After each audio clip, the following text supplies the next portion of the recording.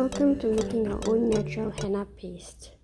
So these are my ingredients. I have 100 ml liquid, 15 ml essential oil, 50 grams of henna powder, 20 grams of sugar, and a bowl for mixing. So let's get started right away.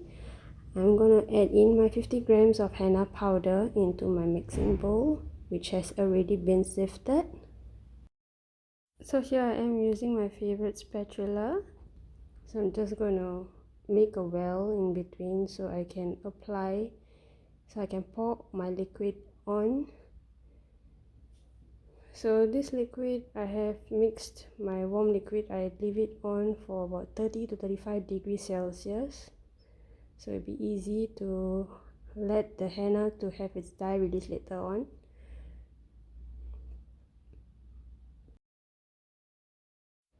So I keep on adding liquid bit by bit or all the way as I go, just as what you prefer, you're comfortable with. So I'm just going to keep on mixing into a paste.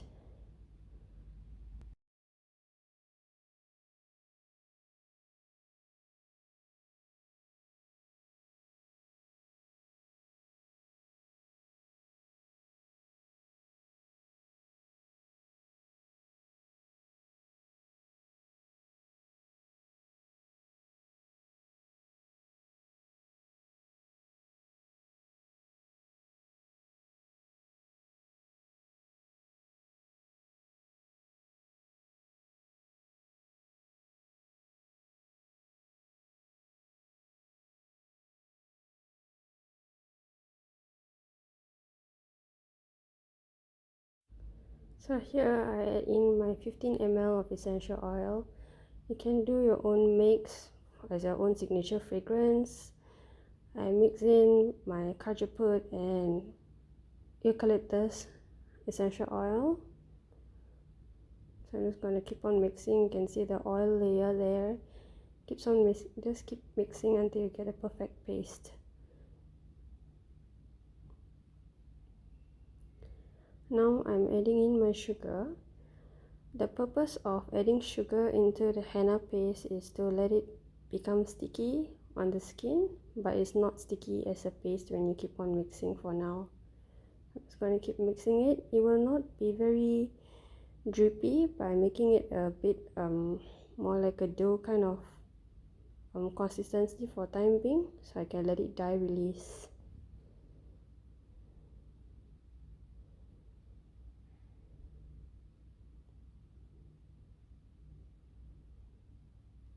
So to dye release, I apply a cling wrap over it, and then I'm going to add in my kitchen towel to see how well the stain has been released in a while.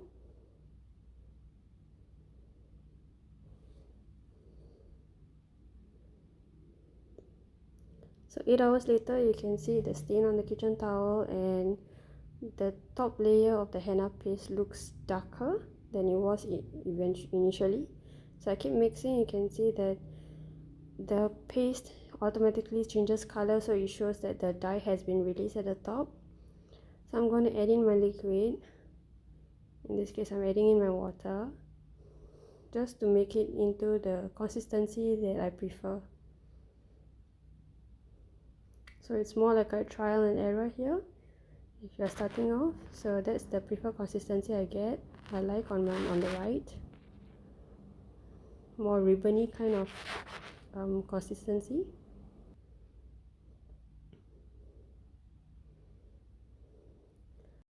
So here I have applied 2 piping bags and a straining sock over a beaker, and I'm just going to pour over my paste over the straining sock so I can strain it later.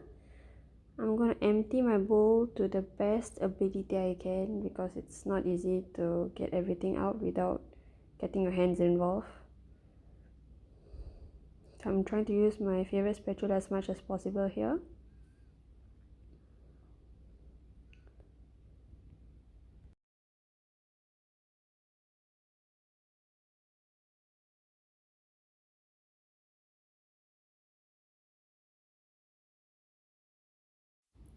So the stain on my thumb is the stain test I had earlier, and from here I'm just going to roll up the straining sock together with the piping bags and make a twist from here, so that if I were to pull out my straining sock, my henna paste will not get all over out of the piping bag, which is a messy situation. So I twist and I'm going to pull out my straining sock. So you can see the stain on my straining sock, and I'm just pulling it out. It's not that difficult. You can see the paste being released into the piping bag. So this removes all the lumps from the henna paste. And I'm going to clip my piping bag over.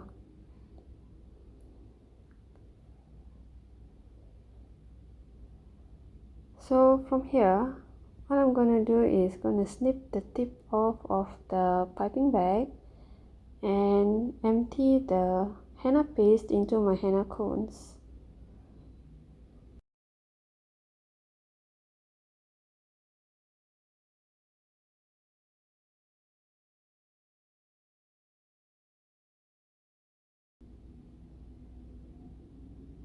So here I am pushing out some of the henna paste into my henna cone, and that's how it goes. To see how I roll up my cones and close up my henna cones, see my next video. Bye bye.